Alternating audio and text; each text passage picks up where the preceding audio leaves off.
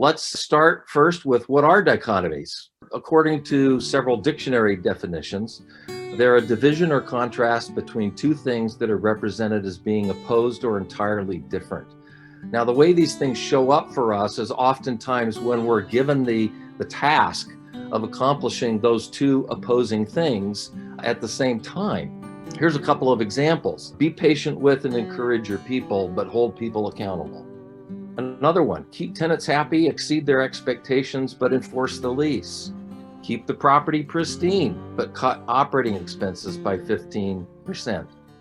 So what are some other examples? I hear from my team sometimes the message to maintain a work-life balance, but then the message to never miss a deliverable or a deadline. How does that make you feel? What are some of the first things that come to mind? Feeling of guilt that you've let your team down if you're trying to protect your time or vice versa. Overwhelmed. If you're feeling guilty or you're feeling overwhelmed, are you at your best? Not likely.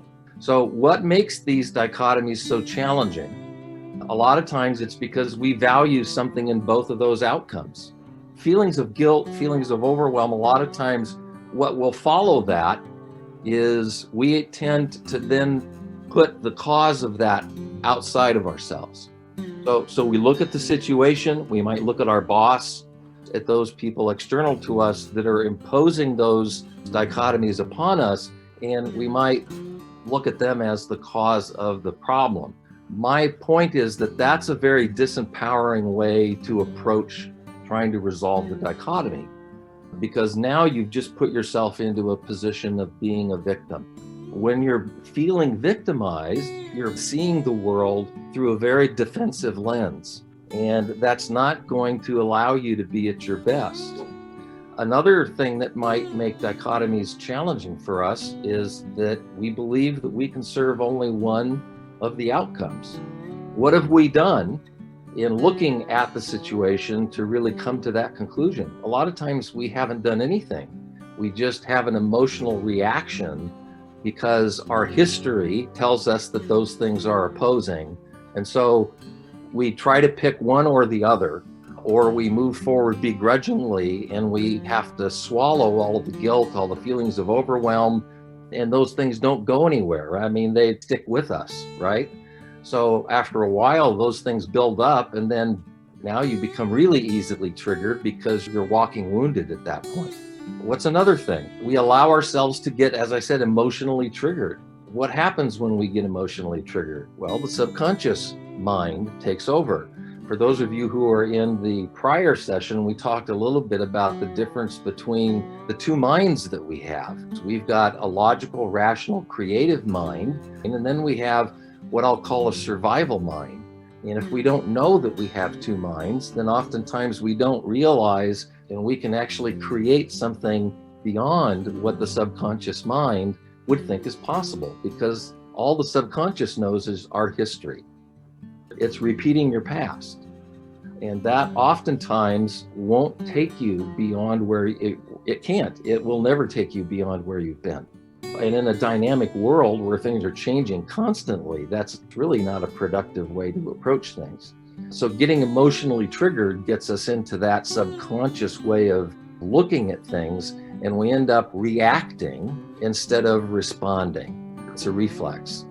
So another thing that happens with dichotomies is that we accept the outcomes, either one of them, as they occur for us in that initial moment. We view those things as fixed. And because we now have decided that they are fixed, we don't think to really approach to negotiate any of those things. So you see, the things that make dichotomies so challenging, I would assert, that the expectations, commitments, and the fears that we bring to the situation will have a huge impact on the challenge that we experience. And this is the key to really diving into understanding how to approach and resolve the dichotomies. Number one, I call it slaying the boogeyman in your mind before you can slay it in the real world. It's realizing that you're going to have that initial subconscious response that is going to probably be a survival response, because you're committed to doing your job well. And when you're confronted with a dichotomy, it looks initially like you're not going to be able to do any of those things. So it's natural to automatically kind of be in that survival place. But your only way out of that is you've got to manage those survival conversations and put them aside.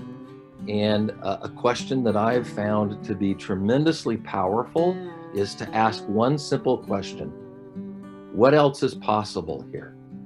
It's amazing how a simple question like that can do an awful lot to help quiet your emotions and then light up that rational, creative part of your brain where you can start to then explore, let's take a look at what's really there. Another part of making that choice to quiet those conversations is to choose to see the situation as an opportunity. So what kind of opportunity? Well, it's an opportunity to provide leadership. This is a key leadership skill. People who can do this well are going to be able to lead effectively because they know how to quiet their mind, they know how to put the emotions into the closet, and they know how to look at dissecting the issue and figuring out what's really there, and then what do we really need to do to accomplish the outcome. It's also an opportunity to build relationship, trust, and influence. It's an opportunity to create and innovate something. It's an opportunity to learn, to expand your capabilities and those of your team. And as Star Trek used to say, it's an opportunity to go boldly where no one has gone before. So why is number 2 important in this whole thing? Because the way our minds are built is we need to have something at stake. In other words, something to gain. So if we're going to move away from survival and all those survival emotions, we have to move towards something else. We can't just stand in between all those emotions and nothing, because all that's going to do is push us right back into the survival mentality, because we're out there in the abyss. There's nothing at stake. So being able to build an at stake for yourself is important to move away from all of those destructive emotions. And once you do that, then what's key is to begin to believe in yourself, believe in your ability to create and execute on a best possible solution. Now, you may not have any idea what that solution is, but you make a choice to believe in your ability to do it. You just have to believe. You got to pronounce to yourself that, okay, I don't know how I'm going to do this, or I don't know how we as a group are going to do this, but we will do it. We will find a way.